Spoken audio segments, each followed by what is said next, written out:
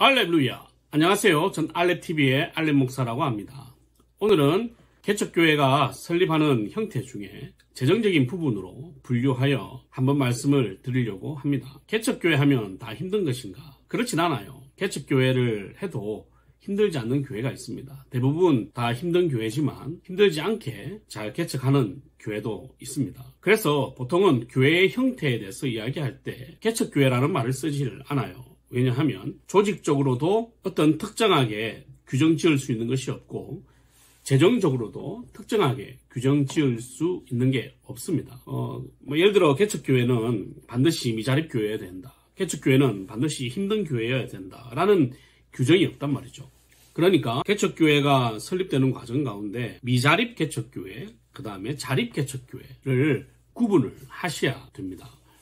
미자립 개척교회 같은 경우는 진짜 힘든 교회죠. 그래도 어떤 한 교회가 개척을 하는 경우에는 적어도 개척을 하기 위해서는 세례교인 20명 이상이 나가야 개척이 가능하니까 그렇게 개척을 할 때는 그나마 나을 수 있는데 기도소에서 개척교회가 되는 경우에는 굉장히 힘들어요. 물론 기도소가 개척교회가 되기 위해서는 그때도 마찬가지로 세례교인 20명이 있어야 돼요. 장년 20명이 있어야 되는데 하지만 성장한 교회에서 파송해서 세우는 것하고는 재정적인 지원이나 이런 것들이 많이 다르겠죠.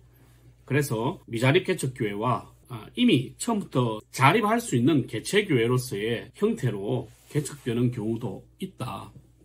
그래서 그것을 어떻게 부르느냐? 미자립 개척교회, 그 다음에 자립 개척교회. 하지만 이 미자립 개척교회가 노예의 허가가 난 그 순간부터는 미자립 교회가 되는 것이고 자립개척교회가 노예의 허가가 떨어지는 그 순간 그냥 자립교회, 개체교회가 되는 거예요.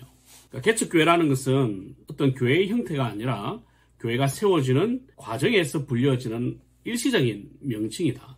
재정적으로 보면 개척교회라고 해서 다 어려운 것이 아니라 미자립 개척교회에서 미자립 교회로 가는 과정이 어렵고 자립 개척교회에서 자립교회로, 개체교회로 가는 것은 재정적으로 어려운 교회는 아니다. 그러면 가장 힘든 교회는 뭐냐? 기성교회에서 성도들이 다 빠져나가고 진짜 할머니 한두 분 혹은 성도 한 가정, 두 가정 남아있는 그 교회 이제 문 닫으려고 할 때 목사님들이 그 교회를 살려보기 위해서 헌신하는 그런 교회가 가장 힘든 교회죠. 왜냐하면 이미 개체교회로서 노예의 인정을 받고 있는데 실제 그 안에는 기도소보다 훨씬 못한 상황이고 권위교회인데도 불구하고 노예가 아직까지 권위교회로 또 인정을 안 해줘요.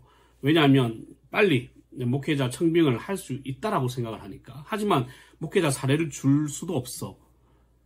사람이 없으니까. 그리고 교회에 빚이 있고 이런 교회. 이런 교회는 목회자가 그게 간다는 것은 진짜 최악의 상황인 거죠. 그러니까 개척교회라고 해서 힘든 교회다. 후원을 해야 된다라기보다는 진짜 미자립 개척교회인가 혹은 진짜 주위에 힘든 교회가 어떤 교회인가 한번 돌아보시고 도와주고 헌신해주고 기도해 주시면 참 좋겠습니다.